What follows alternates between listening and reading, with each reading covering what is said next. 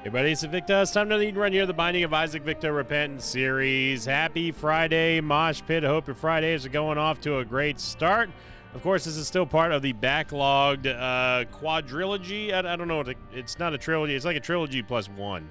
I think I'm going to be recording 4 today. But like I said, hope you're all having a great start to your weekends. We did get a win out of that TM Trainer run, and that was the easiest one yet, but I have a feeling we're probably going to pay for it today. I'm ready for a Friday crawl here.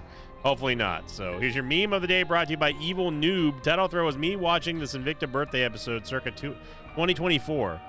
Invicta, it's strange having people watch who want to watch me work. Me watching a recording of Invicta working. I love it. It's not even just like me working. It's a recording of me working. Thank you very much, Evil Noob, and everyone who upvoted that one 5 days ago, which now by this time it's a long time ago. Oh my gosh. C-Day is going to be 0 Juliet Yankee Juliet 1 Mush. Well, we've got Isaac's Heart, and we also have Genesis. So, yeah. We have not started with Genesis in quite a while, but starting off with Isaac's Heart is certainly not... It's not what I wanted to start with today. Now, with the Genesis start, you pretty much need to make a conscious effort of when do we actually go for it? Like, when do we just full send it? And there's 2 different ways to play it, in my opinion. By the way, if you're wondering how come we didn't take damage there, it's because we have Isaac's Heart. No way I'm doing this room. On one hand, you have the option to do it, just go immediately, just full send right away. And even though theoretically that's not a bad idea, I think that you're really limiting your potential at maximizing on a proper targeted reroll with Genesis. In my opinion, it's always going to be worth it to just straight up go for full, I don't know, at least double digit amount of items before you decide to crack Genesis open. We're going to take Mr. Dolly in a second here. I would love to get this money with just 1 bomb. So I'm going to go up into the other rooms over here. We'd love to get in the secret room as well. But yeah, that's where I usually recommend people take their Genesis starts. You go for it after, like, say, it's unfortunate. You go for it after, say, like floor 4 or 5, assuming you've been taking everything. Because here's the thing with Genesis is that you gain 3 items per item that you have. So it's better for you to get more items. Can't afford that. It's better for you to get more items out of Genesis than trying to hurriedly just rip it immediately just so you can get a couple of good items to start with, but then you're at the mercy of the seed.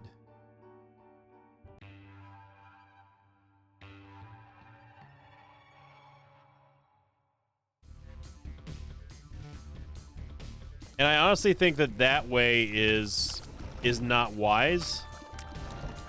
Mainly because the nice thing about Genesis is that you get to pick from the different loot tables that you've grabbed items from. So, for example, if you have a lot of Angel Deal items, you're going to get a lot of Angel Deal items to roll through.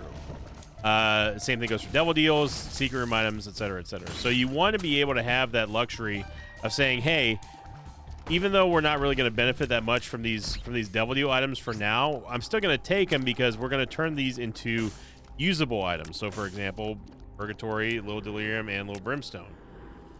These are items that, outside of Little Delirium or outside of Little Brimmy, Purgatory is definitely one of those items that I take quite often. But in my opinion, it's worth a lot more here as a reroll with Genesis than it by itself. Same thing goes for Little Brimmy, and same thing definitely goes for Little Delirium. So we've just gained essentially 9 different items that we're going to be able to choose from the next Devil Deal, or from the Devil Deal whenever we do eventually use Genesis. And I think that the magic number for Genesis is you get 12 items and then run it, because you get 36 items basically to choose from. and that's quite a lot. Now, you cannot choose what item you get for your Eternal item as Eden if you use Genesis, because that's just predetermined. I didn't have to do that. Yeah, we have Isaac's Heart. That's just predetermined. You automatically get that. But everything else, though, everything else, and you're golden. You know, golden. I'm gonna take this golden cardio coin here and get a little bit of extra money.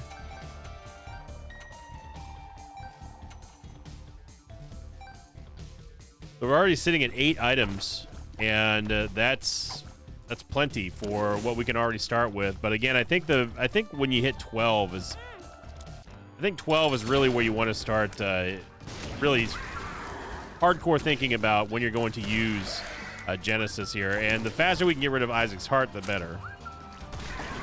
Lord knows I do not like Isaac's Heart one bit. I'm going to take Glass Eye here. There's no reason for us to go into the Devil Deal because we've already been in there.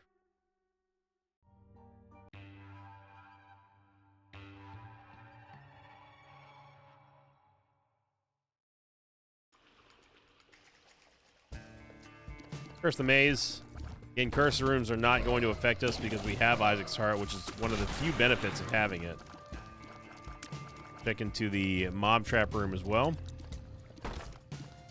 Make keys, unfortunately. The changes to Isaac's Heart in Repentance were definitely positive. Giving you sort of the big knockback effect whenever you do like the slam is quite nice. But what I will say is that it still is like it's pretty much like playing Isaac on hard mode because your hitbox is always going to be trailing behind you. And for the same reason that I was talking about with the Guillotine, is that Guillotine is one of those items that you just don't really want to play with a whole lot, unless if like okay. It's getting good with Guillotine is the same thing like getting good with Isaac's Heart, right? You could spend a lot of time and give yourself Guillotine and Isaac's Heart and just practice with it over and over again and get good with it, or simply just not take it. That's the majority of my excuses whenever like someone's like you know, why don't you just get good with Isaac's Heart and you don't have to fear it. No, I have a better solution. How about I just don't ever take Isaac's Heart, and then when I do get it, let's just go from there. Let's just kind of deal with it. Chariot card here.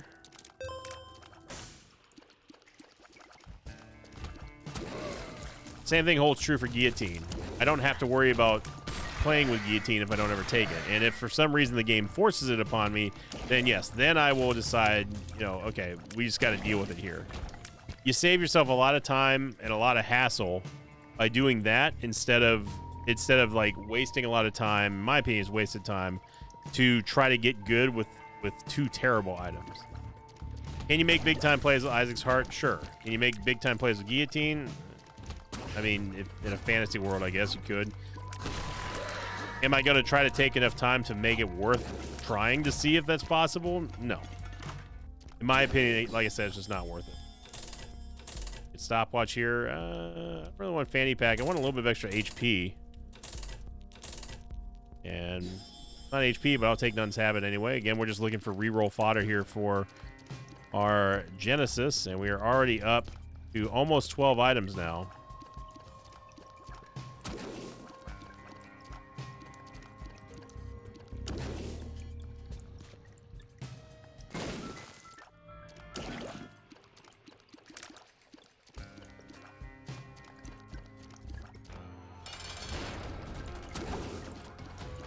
Now, bosses like Gertie, you have to be pretty careful with whenever you got Isaac's Heart, because again, remember your hitbox is trailing behind Isaac, so you got to have that slam on off of cooldown here. We are going to get more movement speed, which I'm fine with, because our base movement speed was quite awful.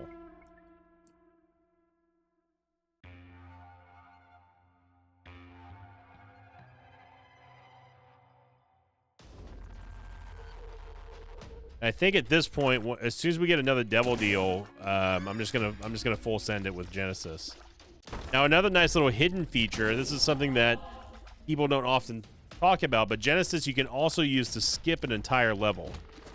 So if you find yourself behind for whatever reason, you've got to go for like a mark with boss rush or something like that, Genesis is a great way to do so if you happen to be lucky enough to have it. Obviously, it's a very difficult item to. I mean, you can't predict any item, but it's one of the rarest items that you can get in the game. But that is the nice little feature, is that not only, unless you're using it in the final level or final floor of a run, is that you get to have the luxury of just skipping an entire level, which is really, really nice. So if you just don't feel like facing Isaac, for example, you can just skip him. If you don't feel like facing Satan, you can just skip him. This is gonna get us lit up here. Yeah, we're gonna curse the tower. Don't ask me why we came into this room. I do not know, but I'm not happy about it. Now, could I have used the cherry card? Yeah, but I think we're going to need the cherry card for rooms like this more than a stupid room like that one. Even when I don't have Isaac's Heart, that room is stupid. Curse the Tower certainly didn't help us there either, of course. Of course. Of course. Down here, call that a curse.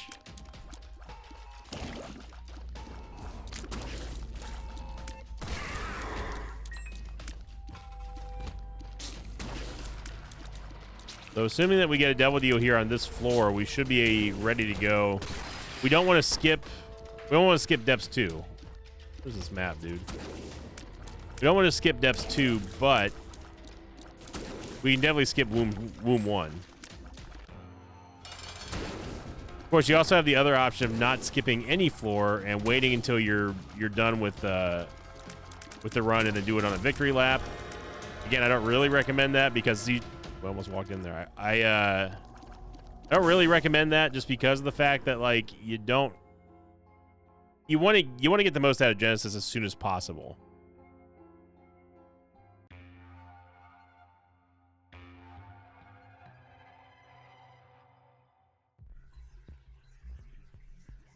Got another Devil Deal. We are definitely primed and ready to rock and roll here to skip depths 1, and I'm fine with that.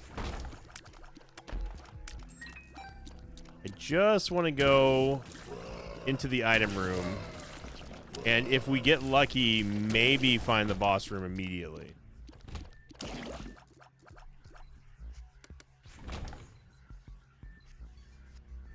But what I will say in regards to Isaac's Heart and Guillotine, if that is an item that you just want to find yourself with a challenge to get good with, or just a flex or whatever, then hey, by all means, I respect the hustle. I respect the big time plays and the desire to get better with really terrible items. And I know, like, whenever we see Isaac's Heart, there's always a bunch of defenders that come out of the woodwork.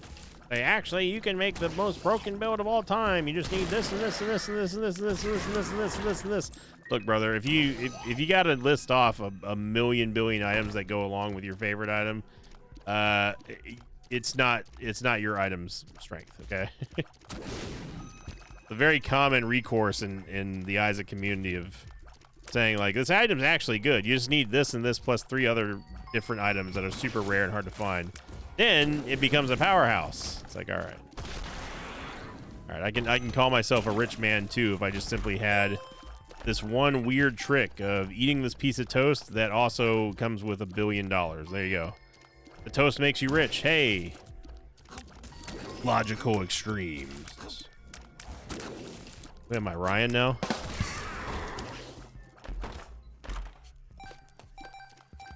I dunk on Ryan because I can.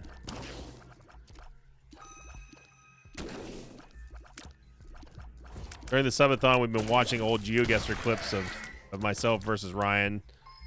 If you don't know Ryan, I'm talking about Northern Lion. And it's been fun to walk down memory lane. You know, I think that Ryan and I always had a very good chemistry together. We both think, at least about the business side of things, like we both are very, very similar when it comes to YouTube and new media work and that sort of stuff. So that's how we've always kind of got along. And then of course, GeoGuessr was our go-to game after the culling series was over. You'd do that, wouldn't you? Better be worth it. It wasn't. Just trying to find the shop here so we can maybe get 1 or 2 more items before we rip Genesis after the after the boss fight.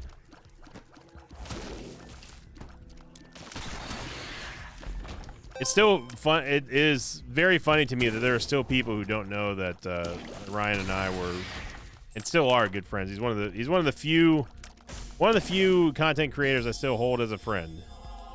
You know, we talk almost every single day about stuff, and you know, like watching the GeoGuessr VODs on the subathon, you know, makes me realize how long we've really known each other. I mean, we met each other for the first time ever during the space food truck video. That was courtesy of Mathis. So Mathis asked me to do a guest spot with TB, and the other cameo was going to be Ryan. Yeah, that sucks that we didn't get a double deal. All right, I'm tired of this run. Hey, Satanic Bible and Polyphemus to start with. I don't want to take this red chest because if we get teleported, that just ruins our entire day. Yeah. Maw of the Void plus Poly freaking Femus. Let's go. Give me HP here. I'll take Succubus. Definitely Rotten Baby. Definitely Parasite. Blanket. Eden's Blessing would give us a Tears Up, which we desperately need. It's also going to give us an extra item tomorrow. Pockets is fine. I'll take D-Bizzle.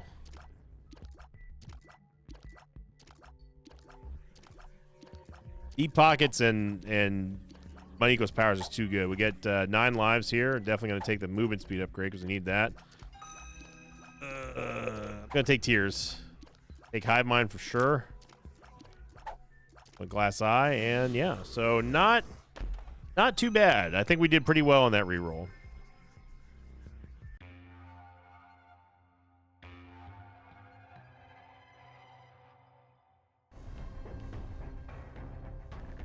I mean, hey, look, we don't have Isaac's heart anymore. That's a win in my book.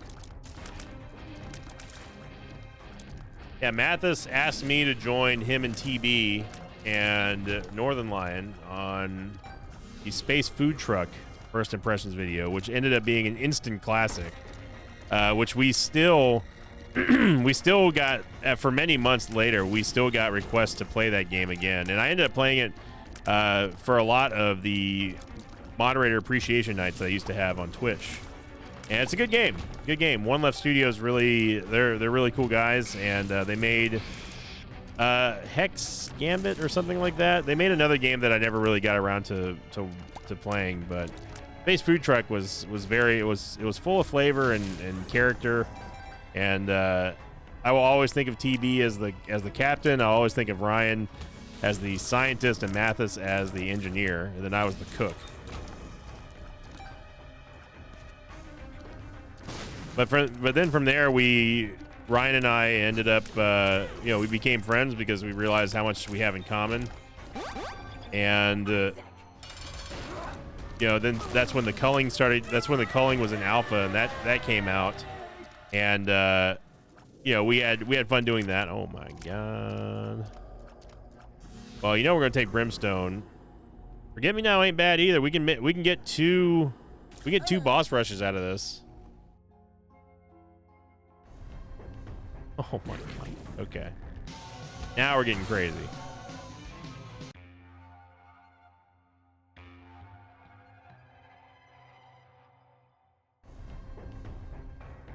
Okay, Brimstone and freaking C-section, along with Parasite, which is going to make even more babies. Now, what's nice about this combo is that we already have everything we need to destroy the game. And on top of this, we have our Fool card from the last floor, so I don't even have to look for the Fool card, even though I know that we already passed it on this floor. All I gotta do is find Mom, and we get a second boss rush for free, essentially. It costs us 1 of our 9 lives. So we're laughing here.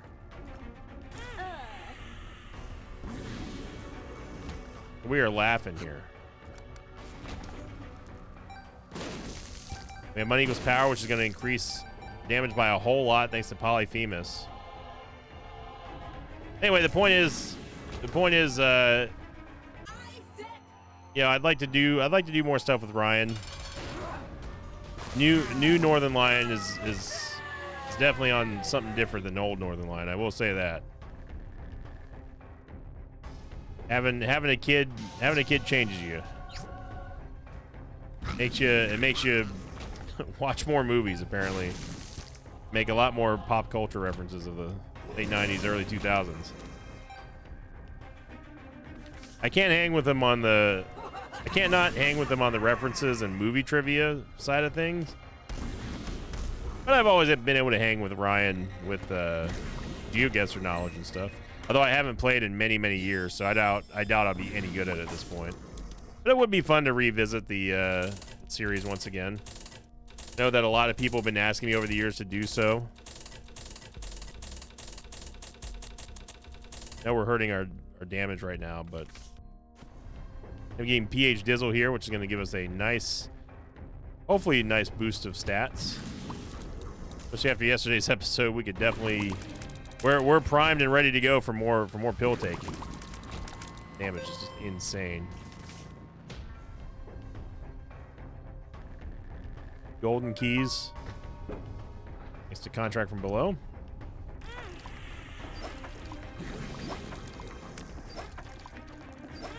But it's so funny whenever there's someone new in the Twitch stream and they hear me collabing with Ryan, they're like, "You know Northern Lion?"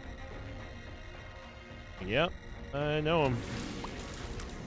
Known him for many, many years. Still do.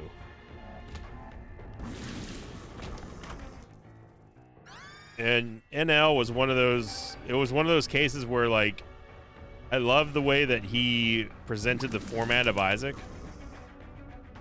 and really inspired me to do a daily series. Back in Vanilla Isaac, and then eventually Rebirth, and the rest is history. But him presenting it in a somewhat informative way, although he was pretty heavy on the references and stuff instead of like the gameplay, and that's where I wanted to deviate from Ryan's delivery and to make it my own, which is like not go heavy onto like the pop culture references, but go heavy into like the gameplay and strategy.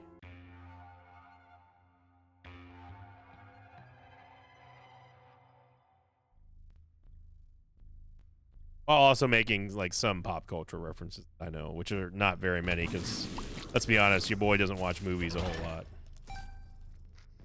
I tried to tell people that, like, I'm not a movie buff. I do enjoy certain movies. Like, I'll go see like the same Godzilla film like 100 times and be totally fine. But if there's like a new Marvel movie or like a new, like, hey, like, you gotta check out this Civil War movie, I'm like, yeah. If I catch it in the right, if I'm in the right mood and I catch it on like a streaming service, like, sure, but like I'm not gonna go out of my way, you know. But at the same time, that closed-mindedness would have kept me from seeing Dune, and I actually really like Dune. So the remakes, I still haven't seen the 80s versions. I heard that they're an absolute nightmare trip. Super bandage here, which is gonna give us even more HP, and might as well take Glass Eye. Or Guppy's Eye, I mean. Health up, sure. You're absolutely smoking this run.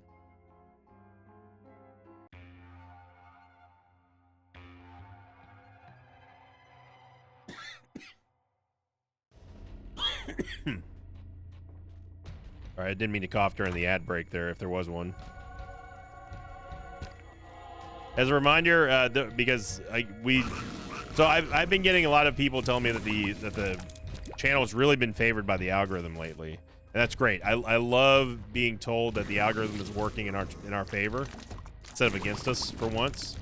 And please continue to let me know. Like, we had someone say that they were installing.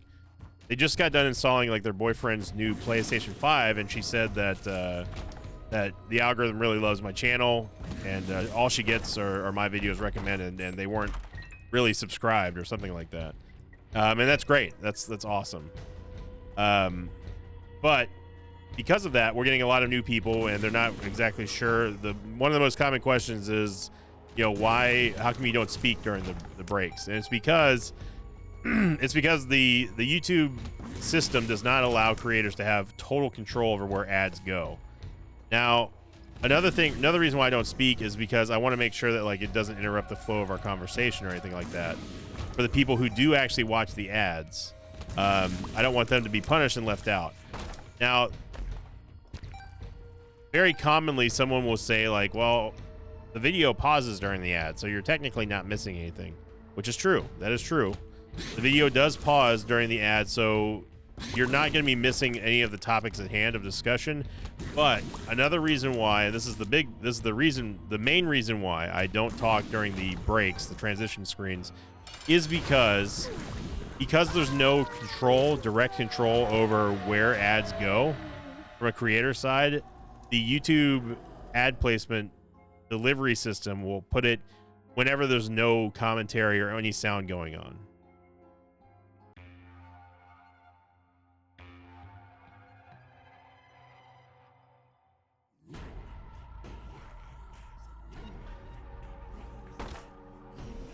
And because I don't have full total control over that, you have to kind of game the system a little bit to fool it into thinking like, okay, there's nothing going on. Now's the perfect time for an ad. Other people mention like, well, you can select the timestamp whenever you want ads to play. That is true, but there's one little incorrect thing about that statement. You can suggest where the ads go. With those timestamps in the ad revenue side of things. It doesn't guarantee that the ads are going to go there. It just means that the system is taking note of where you would like the ads, but ultimately the ad delivery stuff gets delivered wherever whatever AI computer is using, whatever they're using to determine where it needs to go. But one of the most effective ways to do that is just simply not talk for a little bit in the commentary, and then there you go. Bingo, bango, bongo. You don't have to worry about having yourself any ads placing in the middle of the screen or in the middle of a run. That being said, though, it's not foolproof either. Like I've had people complain that they've seen ads during just seemingly random parts of the video. That could be just the accuracy of the system not detecting when I'm talking or when there's no sound effects, when I'm actually like, in focus mode or something like that. So for those cases, again, I really can't do anything about that. And then, of course, other people say, well, just turn off the monetization. No. This is my job. I'll turn off monetization when you tell me that you're going to tell your boss, hey, you know what? I don't need to be paid anymore.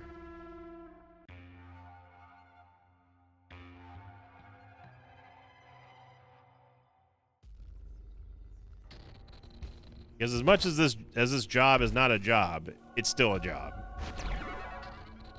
It's still my job. Bad.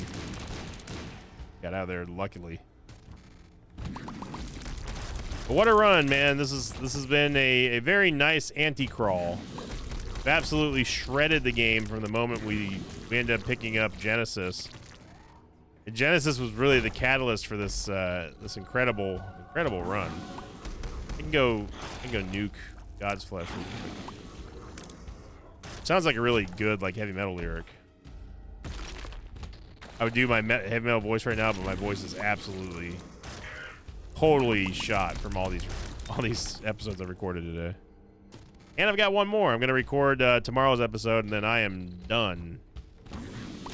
I'm done dizzle for the day, and we'll see if the subathon continues.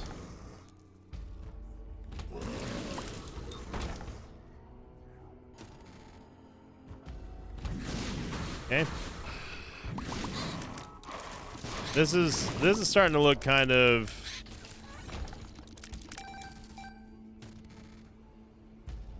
This is starting to look a little bit like Trico with a very long tail. Like the top of the map is his head. He's looking to the right. This is his body. This is like his arm. Okay, well now I don't know. Now it's starting to look like Greninja. I can see a Greninja out of that. Okay, now it's Greninja with a gun. He needs to tone it down a little bit there, bro. Yeah, now it's a Greninja with an actual Super Soaker or like big sniper rifle. Greninja, you need to put down the gun, son. It's got a scope. It's got a mega scope.